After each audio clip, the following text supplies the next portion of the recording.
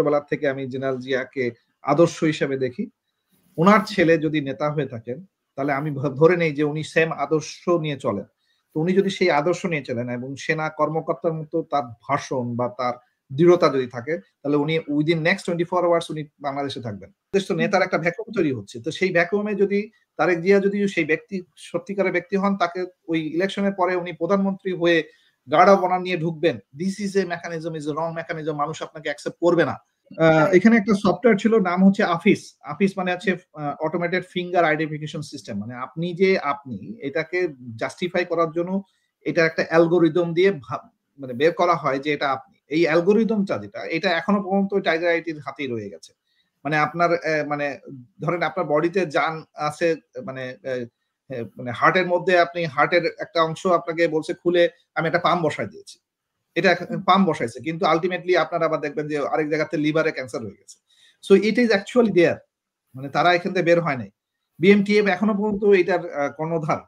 এখনো পর্যন্ত স্বরাষ্ট্র মন্ত্রণালয় এটাকে পরিচালনা করেন। এখনো পর্যন্ত এনটিএমসি চালায় স্বরাষ্ট্র মন্ত্রণালয়, যেখানে স্বরাষ্ট্র উপদেষ্টাই হচ্ছে এই দোষীদের মধ্যে মানে টপ লিস্টেড। তার মানে হচ্ছে আপনি ওগুলোকে চেঞ্জ করতে পারেন নাই। এটার শঙ্কা এখনো রয়ে গেছে। Still there, still there. এটাকে কখনই শঙ্কা দূর হবে যখন এরকম ইনস্ট্যান্টলি তারেক সিদ্দিকীর মতো লোককে ফাঁসিতে ঝুলাই দেওয়া হবে, টাইগার আইটির মতো লোককে এগুলোকে বাজেয়াপ্ত করা হবে, আর্মির থেকে এই ধরনের কাজগুলোকে ফেরত নিয়ে আসা হবে। যার যেখানে আইনগত হবে, এটা ইলেকশন কমিশনে থাকার কথা ইলেকশন কমিশনে থাকতে হবে। ইলেকশন কমিশনের জায়গায় সিলেকশন কমিশন করে দিলে হবে না। জেনারেল হাফিজ স্যারের যে লিস্ট নিয়ে গেছে যে সকল আর্মি অফিসারদের লিস্টের, সেই লিস্টটাই কি অরিজিনাল লিস্ট কিনা সেটা বিবেচনা করার জন্য আরেকজন প্রতিনিধি থাকতে হবে। ওনার উপরে ভরসা করে বসে থাকলে যে সবকিছু ঠিক হয়ে যাবে তা তো না। তার মানে 5ই আগস্ট থেকে, আমি বারবারই বলি, 5ই থেকে 8ই আগস্টের মধ্যে যে এই যে 3 দিনে যে সকল লোককে সিলেক্ট করা হয়েছে, এই সিলেকশন গুলো সবই হচ্ছে এই রয়ের পরামর্শে এই জেনারেল ওয়াকার স্যারের মাধ্যমে করা হয়েছে। তো এই লোকগুলোকে এখনো বসে আছে, তাদেরকে সরাইতে হবে। যতক্ষণ সরাইতে পারবেন না ততক্ষণ আপনি এখান থেকে মুক্তি পাচ্ছেন না। আপনার কাছে সর্বশেষ, যেহেতু মানে ভারত এগুলো নিয়ে আলোচনাটা মানে চলে এসেছে, তো সম্প্রতি আরেকটি আলোচনা এসেছে তারেক রহমানের যে স্ট্যাটাস, সেই স্ট্যাটাসের ভিত্তিতে অনেকেই বিশ্লেষণ করার চেষ্টা করছেন। এক হচ্ছে যে হয় মানে ওনার যে সীমাবদ্ধতা বা ওনার যে উনি বলছেন যে নিয়ন্ত্রণাধীন, তো সেখানে অনেকেই বলছেন যে ভারতই আসলে নিয়ন্ত্রণ করছে এবং সীমাবদ্ধতার জায়গাটা ওইখানে, এবং সাথে, সাথে আর্মির এক অংশের কথা আসছে বা সরকারের এক অংশের কথা আসছে। আবার কেউ অন্যভাবে বিশ্লেষণ করছেন যে ওনার নাগরিকত্বের বিষয়, যেহেতু উনি অ্যাসাইলামে ছিলেন, রাজনৈতিক আশ্রয়ে ছিলেন, সেই বিষয়টা বলছে। তা আপনার কাছে কি মনে হচ্ছে? মানে এখানে যদিও আমাদের আজকের বিষয় না এটা, তারপরে আপনার কাছে পার্সোনালি জানতে চাচ্ছি আমাদের দর্শকদের জন্য, যদি আপনার যদি পার্সোনালি বলেন, আমি একজন মানে জেনারেল জিয়ার মানে আদর্শের লোক। মানে আমি আমার ছোটবেলা থেকে আমি জেনারেল জিয়াকে আদর্শ হিসেবে দেখি। উনার ছেলে যদি নেতা হয়ে থাকেন তাহলে আমি ধরে নেই যে উনি সেম আদর্শ নিয়ে চলেন। তো উনি যদি সেই আদর্শ নিয়ে চলেন এবং সেনা কর্মকর্তার মতো তার ভাষণ বা তার দৃঢ়তা যদি থাকে তাহলে উনি উইদিন নেক্সট 24 আওয়ার্স উনি বাংলাদেশে থাকবেন। হোয়াট এভার হ্যাপেন্স, উনি মারা যাক, উনি মারা গেলে সেটা হচ্ছে ওনাকে মৃত্যুটা নির্ধারণ করেন আল্লাহ তাআলা, not India, not Waker, not Chuppu, not even professor Yunus, nobody. এটা আল্লাহ তাআলা যদি বিচার করেন, তাহলে উনি যদি নেতা হয়ে থাকেন তাহলে ওনাকে মাঠে নামতে হবে এবং এই জাতিকে দিক নির্দেশনা দিতে হবে, নিয়ে যেতে হবে। আপনার বিবেচনায় অনেক কিছু বিবেচনায় নিয়ে আসবেন, আমি সব বিবেচনা বাদ। আপনি যদি রিয়েলি নেতা হতে চান আপনাকে এই স্যাক্রিফাইস দেখাইতে হবে। আমি এই স্যাক্রিফাইস দেখাইতে পারবো না, আমার পক্ষে সম্ভব না, বিকজ আমি আপনার জায়গায় না।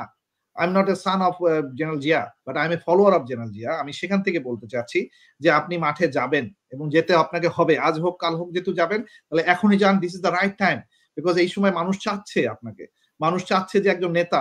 এই দেশে একটা ভ্যাকুয়াম হয়ে গেছে, একটা নেতা যদি খালেদা জিয়া আল্লাহ না করুক উনি যদি মানে বেস্ট হয়ে যান বা উনি চলে যান, তাহলে নেতাকে মানে আমাদের দেশ তো নেতার একটা ভ্যাকুয়াম তৈরি হচ্ছে। তো সেই ভ্যাকুয়ামে যদি তারেক জিয়া যদি সেই ব্যক্তি সত্যিকারের ব্যক্তি হন, তাকে ওই ইলেকশনের পরে উনি প্রধানমন্ত্রী হয়ে গার্ড অফ অনার নিয়ে ঢুকবেন। This is a mechanism, is a wrong mechanism. মানুষ আপনাকে অ্যাকসেপ্ট করবে না। আপনাকে গেলে এই তপ্ত আগুনের মধ্যে পা দিয়ে দেখাই দিতে হবে যে ইউ আর নেতা, তাহলে উনি নেতা। আর যদি উনি এটা না করেন তাহলে উনি নেতা না, পরিষ্কার। আপনি একটা পর্যায়ে বলছিলেন যে আপনি শেখ হাসিনার এডিসি হতে চেয়েছিলেন। আপনি মানে কোন উদ্দেশ্যে চেয়েছিলেন? মানে ইনফরমেশনের জন্য, নাকি আপনার কোনো মানে উদ্দেশ্যটা কি ছিল? আমি সেটা একটু জানতে চাই।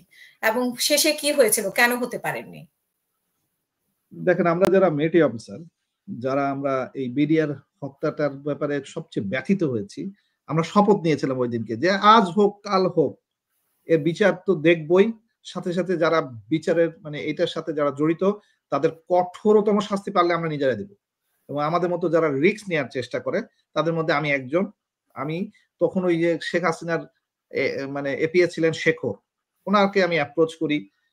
কার মাধ্যমে অ্যাপ্রোচ করি? যেহেতু আমি আইটি সেক্টরে তখন অলরেডি বিভিন্ন জায়গায় মানুষের সাথে পরিচিত এবং কাজ করি, তার মধ্যে মিনিস্টার ছিলেন ওই সময়, আইসিটি মিনিস্টার ছিলেন Yafes Osman, architect Yafes Osman. He was an technocrat minister, he was not a রাজনীতিবিদ ছিলেন না। উনি আমাকে অসম্ভব রকম পছন্দ করতেন, কারণ হচ্ছে আমি ওনাকে হাইটেক পার্ক ডিজাইনের ক্ষেত্রে হেল্প করেছিলাম। বাংলাদেশের যে হাইটেক পার্কটা হয়েছে এটার মূল বিজনেস মডেলিংটা আমি ওনাকে ফ্রি অফ কস্ট বানাই দিয়েছিলাম, মানে একজন অনুপ্রাণিত বাংলাদেশি আইটিবিদ হিসেবে এগুলো করে দেয়া। তখন উনি আন্দোলিত হয়ে এই বিডিআর ঘটনার পরে আমি ওনাকে ফুসলাই যে আপনি একটু প্রাইম মিনিস্টারকে বলেন আমি প্রাইম মিনিস্টার অফিসে আসতে চাই, মানে আমি ওখানে থাকতে চাই। এবং তখন উনি প্রাইম মিনিস্টারকে যে বলে যে আমার এই লোকটাকে দরকার, কিন্তু সে তো আর্মিতে চাকরি করে, আমি তাকে আনবো কি করে? তো বলে যে এখানে তো আর্মি অফিসারদের প্রাইম মিনিস্টার অফিসে কোনো জায়গা নাই, তো লাগবে হচ্ছে এডিসি। তো এডিসি পরিবর্তন হবে আমার, তা আমি তুমি ওই এডিসি হিসেবে নিয়ে আসতে পারো, নিয়ে আসলে তোমার আইটি কাজগুলো তখন সে করে দেবে।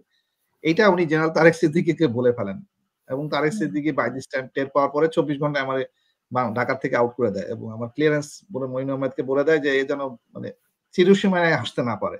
এবং তারপরে আমাকে মানে জেনারেল জাহাঙ্গীর যা সাইজ করেছেন, উনি আমাকে ডিজিএফআই তে ঢুকায় ধরুন 3 মাস রগা যা করার সব। এই যে জিনিসগুলো ঘটনাগুলো এগুলো সবই সমসাময়িক সময় ঘটতেছিল, কিন্তু আমাদের যে মূল লক্ষ্যটা ছিল সেটা হচ্ছে আমরা অলরেডি তখন জানতাম যে শেখ হাসিনাই হচ্ছে মূল মানে এটার পরিকল্পনাকারী মধ্যে একজন, এবং সে অভিনয় করতেছে। কিন্তু আমরা তো আসলে পাবলিকলি বলতে পারছি না, কারণ প্রথমেই হচ্ছে মিডিয়াটাকে কন্ট্রোল করা ছিল, যে কারণে মানে মানুষ তো মানে কোথাও যে বলতে হবে, গিভ আউট করতে হবে, সেই জায়গাটা কোথায়? আর মিলিটারি অফিসারদের যতক্ষণ ইউনিফর্ম পরে থাকে, they have a by law, তাদের একটা রেস্ট্রিকশন থাকে। এই যে কোমরে যে বেল্টটা পরে, বেল্টটা আসলে টাইট, এই টাইটটা এতই টাইট যে আপনি ওখানে আঙুলো দিয়ে পাঞ্চ করতে পারবেন না। তার মানে হচ্ছে আমরা টাইট একটা সিস্টেমের মধ্যে আটকা থাকি, যে কারণে ফিল করলে বলতে পারি না। তো সেই জায়গা থেকে আমি চেষ্টা করতেছিলাম যে আমি এভিডেন্স কালেক্ট করব, আমি শেখ হাসিনার বিরুদ্ধে এভিডেন্স কালেক্ট করব, তার ভেতরে ঢুকতে হবে।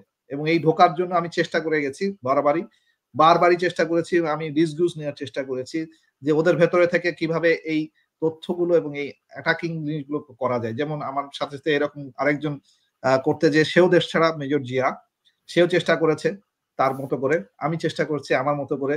এর পরবর্তীতে যারা এই বিডিআর এর এই কমিশন নিয়ে কথা বলেছেন, যেমন হাসান নাসির স্যার তার মতো করে চেষ্টা করেছেন, আমরা সবাই যার যার জায়গা থেকে চেষ্টা করে গেছি, কিন্তু সবাই হয়তো সফলতা ওই সময় পাই নাই।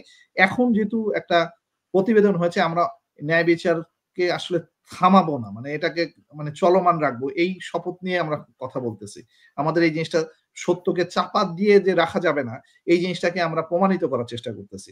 তো ঠিক ওই রকম ভাবে আমি ওই সময় ওইরকম চেষ্টা করে গেছি, তারই ধারাবাহিকতায় ওই ইনফিল্ট্রেট করার চেষ্টা করেছি, কিন্তু ধরা পেয়ে গেছি। হ্যাঁ, মানে এদের তো আসলে অনেক বড় একটা সিস্টেম রান করতেছিল ওই সময়। মানে প্রথমেই বলছে যে তো সিকিউরিটি ক্লিয়ারেন্স হবে না, মানে সিকিউরিটি ক্লিয়ারেন্স কখন হয় না? যখন আপনি গণনার লোক না। তো তখন ওই ইয়াফেস ওসমান আমার সাথে কথা বলা বন্ধ করে দিল, যে আরে তখন কারণ সে তখন টের পেয়ে গেল যে আসলে এর বিরুদ্ধে তো অনেক বড় রকমের মানে তারেক সিদ্দিকীকে ডেকে তার ধমকাইছে যে আপনি এই ছেলেটা আনতে গেছেন কেন, মানে এই ছেলের নাম প্রাইম মিনিস্টারকে বলছেন কেন? মানে this is how we are caught. মানে আমরা চেষ্টা করেছি, আমরা বিভিন্ন সময় বিভিন্ন ভাবে যে যার মতো করে চেষ্টা করেছি। যেহেতু আমি হাইটেক বুঝতে পেরেছিল যে আপনি সেখানে ঢুকতে চান ইনফরমেশনের জন্য। তারেক সিদ্দিকী তো 2014 সালের পর থেকে জানে যে আমি মারা গেছি, জানে না যে আমি বেঁচে আছি, জানলে কি আর বাঁচায় রাখে নাকি?